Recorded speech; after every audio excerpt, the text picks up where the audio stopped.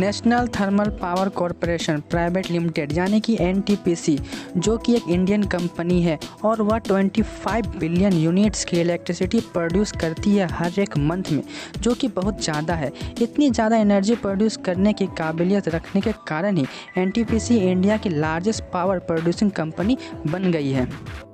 अब इस कंपनी ने यह अनाउंस किया है कि यह सबसे बड़ी सोलर पार्क बनाने जा रही है इंडिया में, जो कि 4750 मेगावाट की एनर्जी प्रोड्यूस करने की काबिलियत रखेगा। इस पार्क को एनटीपीसी गुजरात के रन ऑफ कच्छ में बिल्ड करने जा रही है, जो कि गुजरात और राजस्थान के बॉर्डर के आसपास पड़ने वाली एक एरिया है। यह पार्क सोलर एनर्जी के साथ साथ ग्रीन हाइड्रोजन भी प्रोड्यूस करने की काबिलियत रखेगा। एनटीपीसी को गवर्नमेंट की तरफ से अप्रूवल भी मिल गया है इस पार्क को बिल्ड करने। और अगर हम मिनिस्टर ऑफ रिन्यूएबल एनर्जी के स्टेटमेंट की माने तो उन्होंने यह साफ कहा है कि यह पार्क इंडिया की सबसे लार्जेस्ट सोलर पार्क बनने जा रही है, जिसे एनटीपीसी क्रिएट करेगा। एनटीपीसी इंडिया को आने वाले साल 2032 तक 16 गीगावाट की रिन्यूएबल एनर्जी प्रोड्यूस करने वाला कंट्री बनाना चाहता है।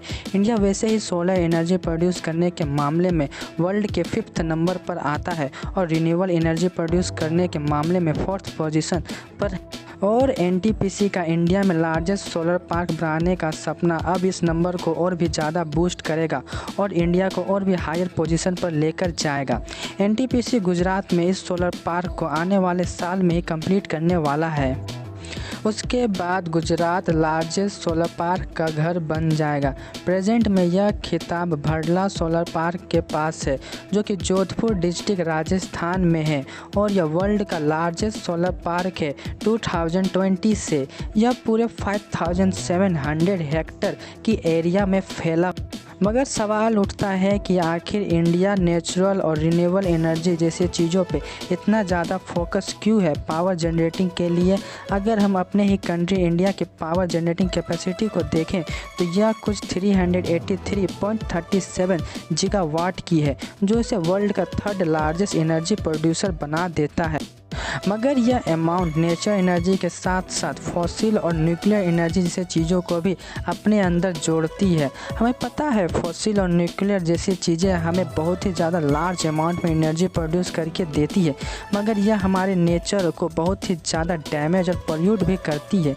यही कारण है कि हमारी कंट्री इंडिया के साथ साथ वर्ल्ड के कई कंट्री भी नेचुरल और रिन्यूएबल एनर्जी जैसे चीज़ों की ओर मूव कर रही है।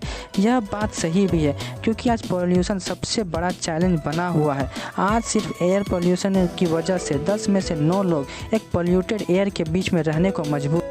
बस इसीलिए हमें सोलर एनर्जी पार्क या फिर नेचुरल एनर्जी जैसे चीज़ों की ज़रूरत है, क्योंकि यह ना सिर्फ हमारे नेचर को पोल्यूट होने से बचाएगी, बल्कि हमें भी एक पोल्यूटेड एरिया से रहने से बचाएगी।